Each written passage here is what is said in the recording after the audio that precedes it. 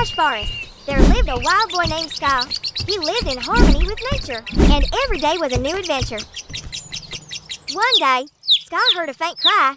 He followed the sound and found a wounded baby eagle, unable to fly.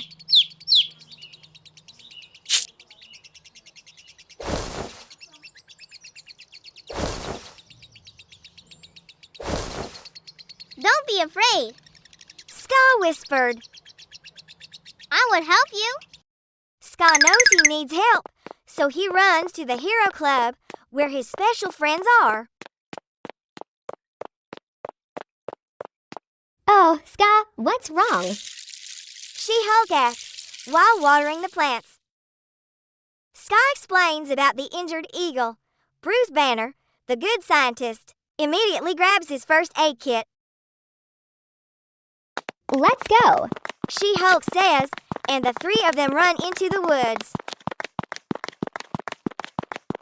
They find the baby eagle.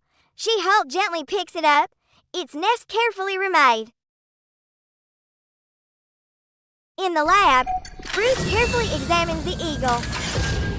The wound isn't bad. He uses a magnifying glass to take a close